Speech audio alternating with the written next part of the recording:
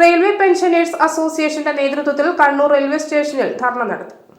കണ്ണൂരിൽ എംപാനൽ ആശുപത്രി അനുവദിക്കുക, റീഇംബേഴ്സ്മെന്റ് കാലതാമസം കൂടാതെ നൽകുക എന്നീ ആവശ്യങ്ങൾ ഉന്നയിച്ചുകൊണ്ട് നടന്ന dharna all India railway pensioners federation അഖിലേന്ത്യാ ജോയിന്റ് സെക്രട്ടറി എൻ ഹരിദാസ് ഉദ്ഘാടനം ചെയ്തു.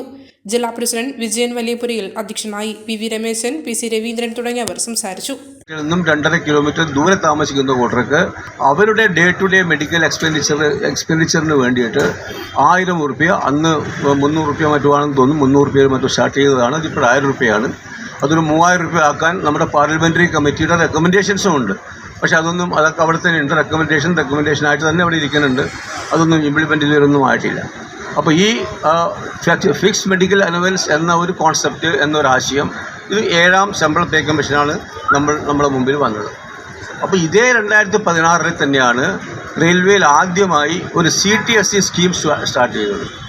മലയോരത്തിൻ്റെ സ്വന്തം പ്രാദേശിക ചാനൽ A ചാനൽ. നിങ്ങളുടെ നാട്ടിലെ വാർത്തകളും വിശേഷങ്ങളും ഞങ്ങളെ അറിയിക്കുവാൻ വിളിക്കൂ 9447691771 9074215391. നിങ്ങളുടെ നാട്ടിലെ വാർത്തകളും വിശേഷങ്ങളും ഞൊടിയിടയിൽ അറിയുവാൻ ഏജനറ്റ് ന്യൂസ് ചാനൽ സബ്സ്ക്രൈബ് ചെയ്യൂ. ഓരോ നിർമ്മിതികളിലും വ്യത്യസ്തതയുണ്ട്. അവ ഓരോന്നും കൂട്ടിയോജിപ്പിക്കുവാൻ വർഷങ്ങളുടെ പാരമ്പര്യമുള്ള ഒരു നാമമുണ്ട്. Woodmart.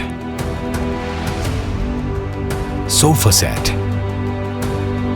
Bedroom set, dining table set, wardrobe and cot, fancy light തുടങ്ങി ഒറ്റനിലയിൽ നോക്കത്താ ദൂരത്ത് ഫർണിച്ചറുകളുടെയും ഏറ്റവും വലിയ വ്യാപാര സമുച്ചയം.